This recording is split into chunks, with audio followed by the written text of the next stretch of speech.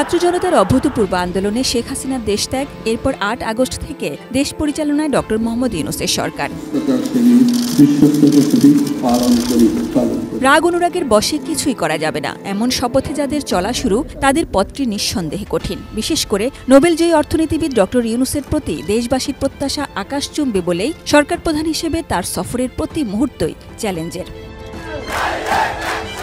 প্রতিদিন নানা দাবিতে উত্তাল রাজধানীর বিভিন্ন জায়গা, হোক প্রধান উপদেষ্টা ডক্টর ইউনূসের বাসভবন যমুনার সামনে, প্রেস ক্লাব এলাকায় বা শাহবাগে।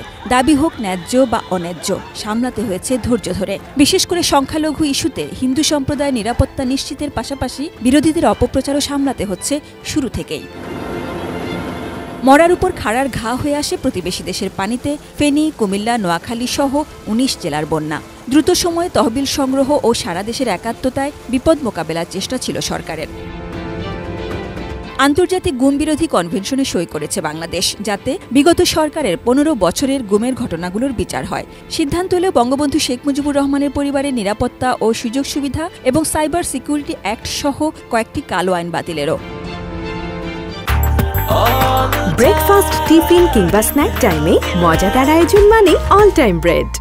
এর মাঝে রাজনৈতিক দলগুলোর চাপ ক্রমশ বেড়েছে। তারা সংস্কার ও নির্বাচন চান দ্রুত। সবচেয়ে বড় দল বিএনপির চাওয়া নির্বাচনের জন্য যতটুকু সংস্কার সেটুকু করেই ভোট আয়োজনের। বারবার দলগুলোর সঙ্গে বসে পরামর্শ নিয়েছেন ডক্টর ইউনূস। কাজ করছে ১১টি কমিশন।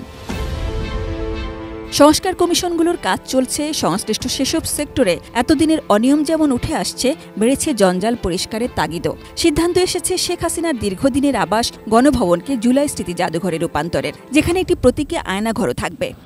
বিসমিল্লাহির রহমানির রহিম। দায়িত্ব পাওয়ার পর দেশের বাইরে ডক্টর ইউনূসের প্রথম সফর নিউ ইয়র্কে জাতিসংঘ অধিবেশনে। সেখানে আমেরিকার প্রেসিডেন্টের সঙ্গে ঐতিহাসিক বৈঠক সহ অন্তত ৪০ জন বিশ্বনেতার সঙ্গে কথা বলেছেন দেশ গঠনের সমর্থন চেয়ে। এরই মাঝে বাংলাদেশ ঘুরে গেছেন ডক্টর মোহাম্মদ ইউনূসের বন্ধু এবং মালয়েশিয়ার প্রধানমন্ত্রী Anwar Ibrahim. Malaysia, Italy, Lebanon, Libya, Saudi Arab সহ বিভিন্ন দেশে নানা অসুবিধায় থাকা বাংলাদেশিদের সুরক্ষা, ফেরতচ্ছুদের ফেরানো, গমনেচ্ছুদের গমনে সুবন্দোবস্তের চেষ্টায় সাফল্য পেয়েছে সরকার।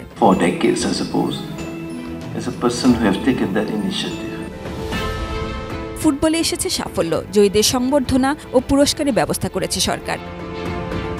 শুরু থেকে সরকারের অন্যতম সমালোচনা সেন্ট মার্টিন ইস্যুতে। দ্বীপের পরিবেশ ও জীববৈচিত্র্য রক্ষায় সেখানে রাত যাপন বন্ধ করা সহ সরকারের বিভিন্ন উদ্যোগ এসেছে। এর মধ্যে ছাত্রলীগ নিষিদ্ধ হয়েছে। ছাত্র জনতার অভ্যুত্থানে গণহত্যার দায়ে শেখ হাসিনা সহ বিগত শাসকদের বিচারের তৎপরতা চলছে। আন্দোলনকারীদের দায় মুক্তি দেওয়া হয়েছে। হত্যা মামলা সহ হয়রানিমূলক মামলা থেকে সাংবাদিকদের রেহাই পাওয়ার ব্যবস্থা হয়েছে।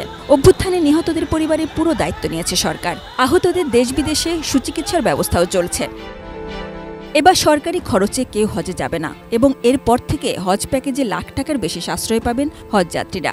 সরকারি চাকরিতে প্রবেশের বয়সসীমা বাড়িয়ে ৩২ বছর করা হয়েছে। নিত্যপণ্যের দাম নিয়ন্ত্রণের সিন্ডিকেট ভাঙার চেষ্টা চলছে। রাষ্ট্রপতি মোহাম্মদ শাহাবুদ্দিনের পদত্যাগের দাবি উঠেছিল।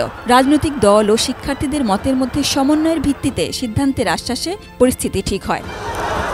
এখনও পুলিশের মনোবল ফেরেনি, তাই আইনশৃঙ্খলা পরিস্থিতি ঠিক রাখতে মাঠে সেনা সদস্যরা আছেন, সেনাবাহিনীর কর্মকর্তাদের বিচারিক ক্ষমতা সহ। এর মধ্যে আজারবাইজানের বাকুতে জলবায়ু সম্মেলনে গিয়ে দেশের পক্ষে জলবায়ু মোকাবেলায় তহবিল বাড়ানোর চেষ্টা করেছে সরকার। অনেক কিছু হচ্ছে, অনেক কিছুই হয়েছে, তবু সব বিবেচনায় নিত্যপণ্যের দাম ঠিক রাখা, জানমালের সুরক্ষা নিশ্চিত এবং খুব দরকারি ক্ষেত্রগুলোতে সংস্কার সেরে দ্রুত নির্বাচনের আয়োজনে যে এই সরকারের মূল লক্ষ্য এবং সবচেয়ে কঠিন চ্যালেঞ্জ, তাতে কোনো সন্দেহ নেই। কাউকে দুশ্চিন্তার মধ্যে থাকতে হবে না। Sajida Sweety, ATN news, Dhaka.